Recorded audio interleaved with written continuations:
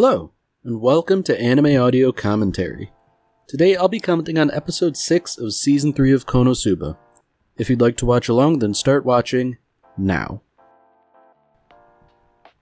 Now, last we left off, Kazuma had switched bodies with Iris, and, okay, well, it seems like he switched back at the opportune time. And you know what? This is probably for the best, really. He gets the beating he deserves by those thugs. Ooh, boy.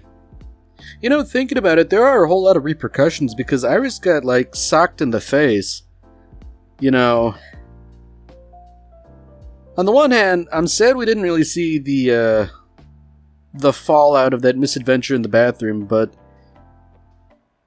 Man, it's a bit of a weird situation where Aqua can yell at Kazuma in good standing.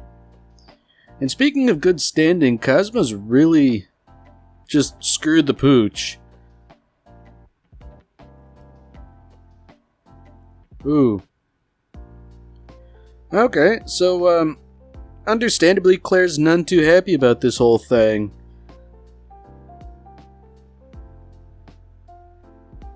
Man. I guess he's willing to admit he's at fault here, but to not understand why she'd be upset. Granted, you know, she was down to clown too up until the magic wore off.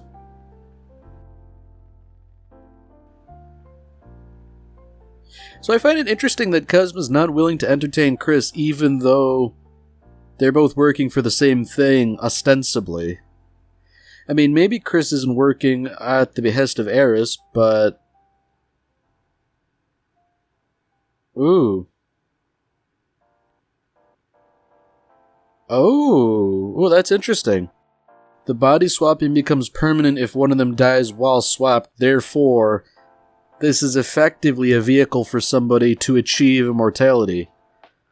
So I guess naturally, you know, you should sort of keep that thing out of the hands of evildoers, and even though Kazuma doesn't necessarily dodge that description, he's not the sort of megalomaniacal person to aim for infinite life by that method.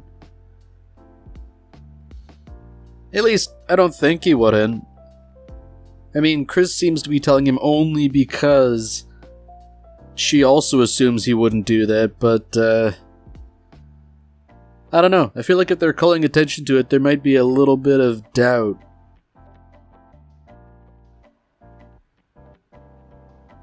Okay, yeah, that's interesting. Chris suggesting, hey, you go play with the princess. Presumably to keep her distracted. Oh, interesting. So Kazuma's joining in on the thievery. Alright, so... I'm calling it right now. This is not going to go off without a hitch. Something is going to hit the fan, perhaps spectacularly, and I feel like Kazuma isn't going to get off scot-free this time. Although on the other hand, you know, maybe it would be interesting if he did succeed, because he is...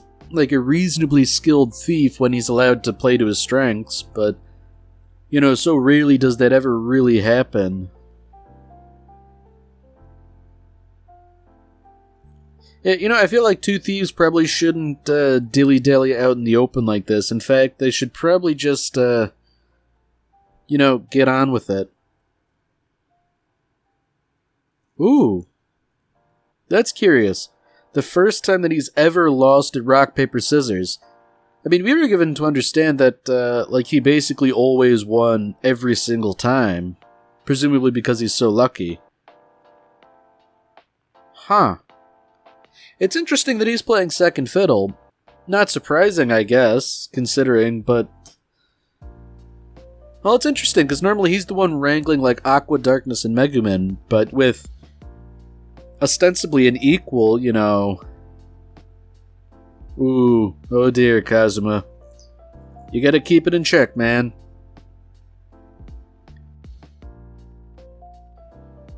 Yeah, Chris is asking the salient question here. You know, you can afford to give me a little bit of space if you can use your lurk skill. I feel like Kazuma's, making a determined effort to fumble the bag here. Wow. That's just bad. That poor form, just, causing yourselves to get caught like that. So I guess the real question is, how are they going to get out of this? The entirety of the castle guard is chasing them. Like, I guess maybe you have the advantage of, there's only two of you, you could probably hide, but, there's no way I can see they'd really get out of this unscathed. I mean, I guess that's some astute use of magic there to create a bit of a hazard, but at the same time, I feel like that's not going to last very long. So, I mean, the idea is that Kazuma and Chris might be, reasonably high-level adventurers, but even so, there's only so much they can do against determined resistance. I mean, I'd imagine, Claire herself might be able to handle them at least one-on-one. And, I don't imagine they'd get the luxury of single combat. Ooh, Kazuma. I feel like he shouldn't be volunteering revealing information like that if he wants to get out of this with his reputation. Not intact, but as intact as it could possibly be.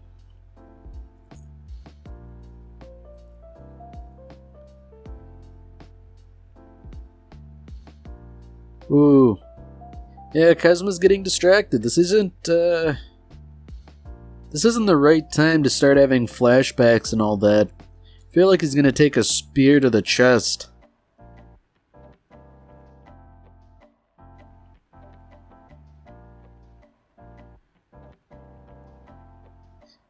Yeah, now really just isn't the time. I mean, this might be motivation in a sense, but I feel like, Kazuma says, "Oh, I have to be serious now. Teleports behind you. Nothing personal, Claire." I mean, good on Kazuma for actually, being effective, I suppose, but wow. Yeah, that was something alright. I guess the question now is, how does he fumble the bag? I mean, he's trying to be mysterious on purpose now. I have to hide what ability this is for secret reasons. Ooh, aren't I mysterious? Yeah, this isn't the time for being all theatrical about things.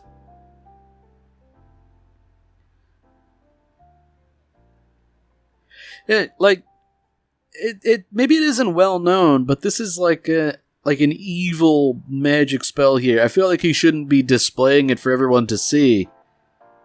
Maybe use it once to knock out Claire and that wizard, but using it frequently so everybody gets a good look at it.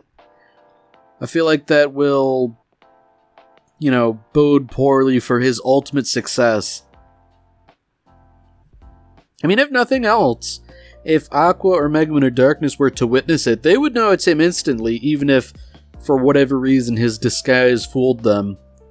Which, to be fair, I don't think it would, necessarily. I mean, maybe it would just for comedic effect, but I feel like Darkness might be canny enough to recognize him. Oh, it's over.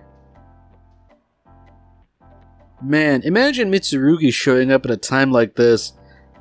Kazuma's going to beat the brakes off him, and he's not going to hesitate for a moment.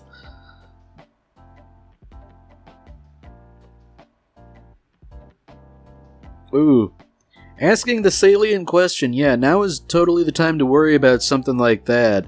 You definitely shouldn't worry about the people pointing weapons at you.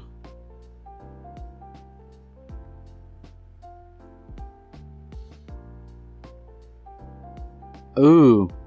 So Mitsurugi at least has learned, he's prepared countermeasures for stealing, but... Okay. Yeah, Kazuma's too smart for that, I suppose. Which is interesting considering how he's been acting lately.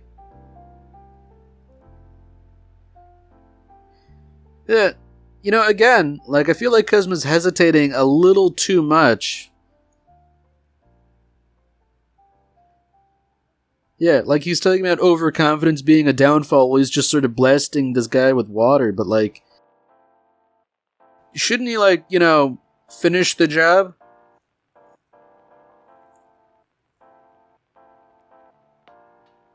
Oh, well, that's bad. Like, he drowned him.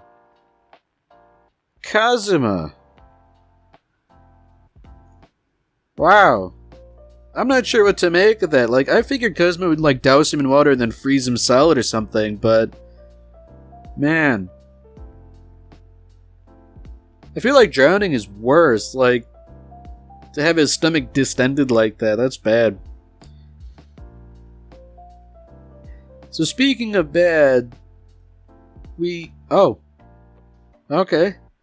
Kazuma made the right choice. Yeah, let's not confront darkness. That's, a fool's errand. Oh. Oh. She recognized them right away. It's over. It is so over. It's never been this over. And I guess worse yet, Iris is willing to fight. Ah, man, Kazuma's not going to want to fight back. And Megaman recognizes him right away. Ah. Oh, man. I should have figured Megaman would instinctively fall in love with the costume. Just... Ah.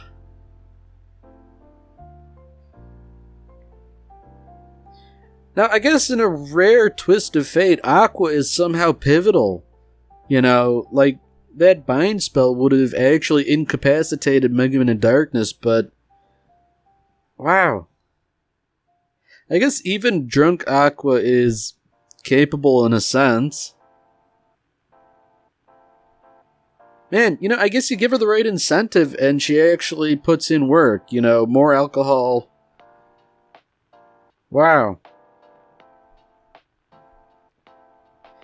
I guess good on Kazuma for dressing in a way that would incapacitate Megumin, but, even so, like, darkness isn't a threat in and of herself, but she's effectively a distraction for reinforcements to arrive. 'Cause, like, really, how is anybody gonna beat her up?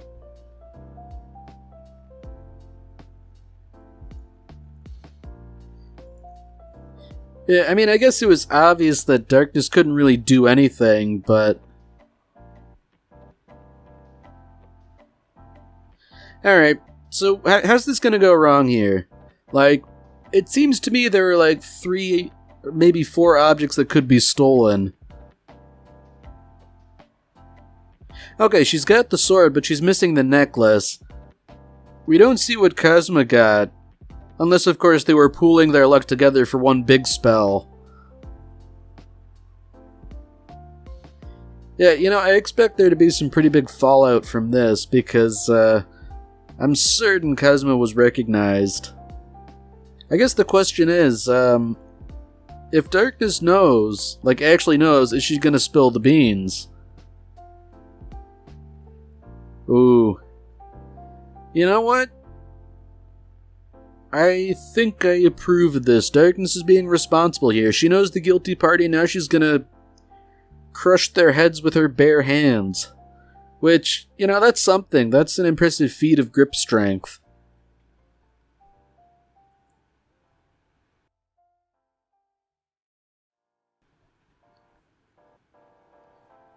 So I guess the question here is, like, can they really just bring Darkness into the fold? Because I guess they did have, like, a reasonable reason, or maybe even a good reason, depending on whether they want to share the Divine Quest. Ooh. Okay. So he stole that ring too, and that probably has significant sentimental value, I'm sure. Ooh. Okay, so he's screwed the pooch here. If Darkness is saying, like, don't lose this ring and take it to the grave with you. Oh. So that's That's an important thing.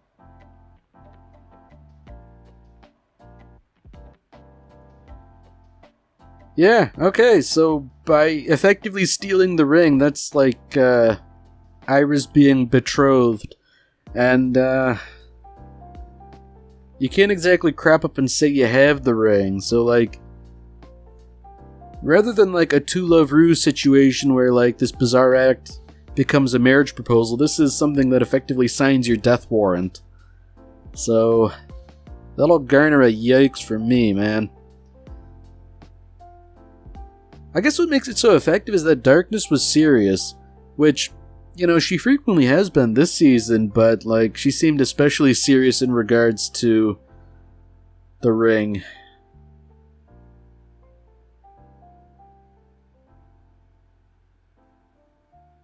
So I feel like Iris is giving a little bit of exposition here. You know, what if the thieves were really noble? And we know that to sort of be the case in theory, but... Oh, Megaman. Megaman, please stop. She's gonna say something bad. Or... Oh, does she not realize it was Kazuma? Oh, man, it really is over when Darkness is the only one who recognized him. I mean, I guess I can't blame Aqua for not recognizing Kazuma disguised like that, but... Megaman? I thought she was supposed to have, like, a reasonable intelligence score. Oh, Kazuma. So Iris is saying all these things about how the thief had good intentions and all that, and he's assuming that the thief, like... She knows who the thief is. I know where this is going. He's going to tell the truth. Oh... Kazuma, you can't do it, man.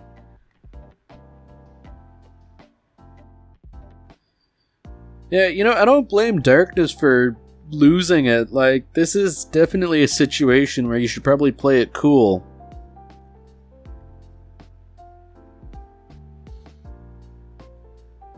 Oh, it's over.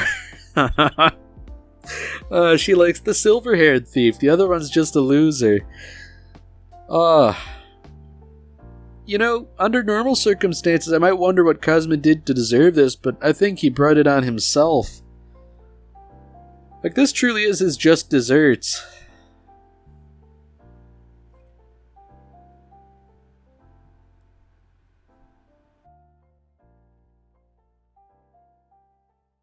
Man.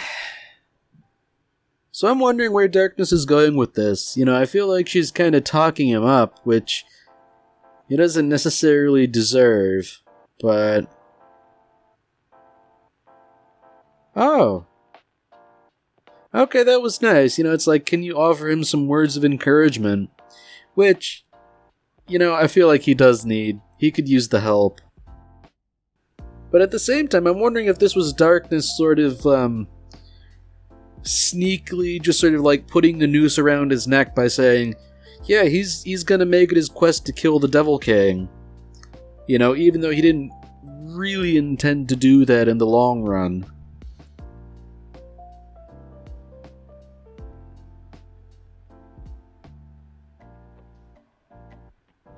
Ooh. So I'm wondering, what's the deal here? Why is Megaman suddenly so seemingly jealous? You know, I guess it was bound to happen eventually. Seeing as how there's that whole romantic involvement, and I guess, a seeming overlap in their archetype, for want of a better term.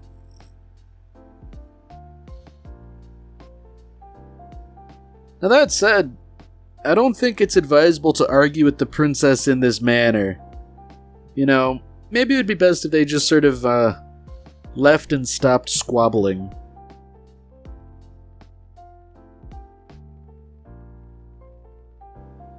Ooh, Kazuma, you shouldn't just give that away for free so that you can ask any question, especially when there's one you don't want to answer.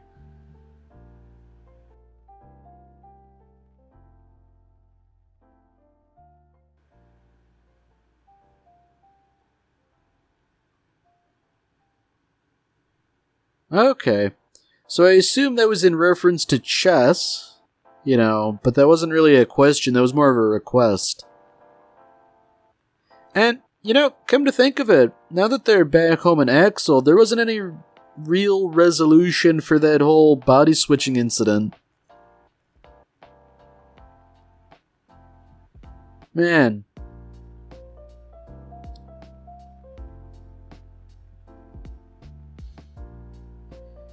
Yeah, I guess I understand why Cosmo's upset, but boy, does he kinda deserve it. I guess the question is, what happens now? Like, do they have to hunt for more treasures, or...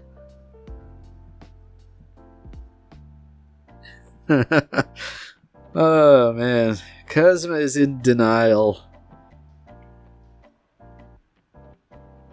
It's pretty darn pitiful of him.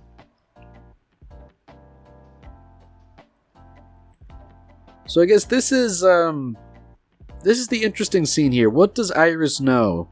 Because obviously losing that ring is a big deal for her retainers, but she doesn't necessarily seem broken up about it. Ooh. Okay, she suspects. Whoever slays the Demon King gets the ring in the hand of the princess as a reward. So she sorta knows. I wonder if that was coincidence or if Darkness was trying to, pull his rear out of the fire, so to speak.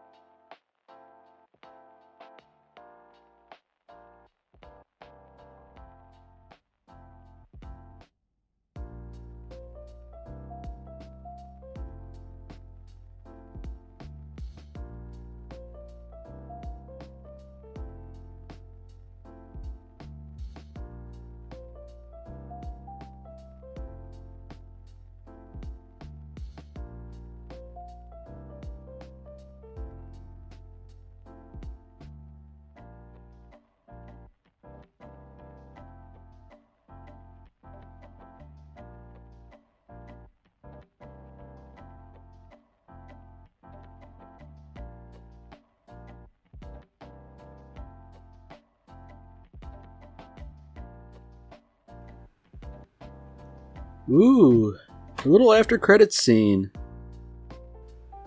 Ooh. Alright, this is something here. This guy was the owner of the treasure all this time. And it seems like he has an associate here. Oh, that's interesting. The plot's real thick now.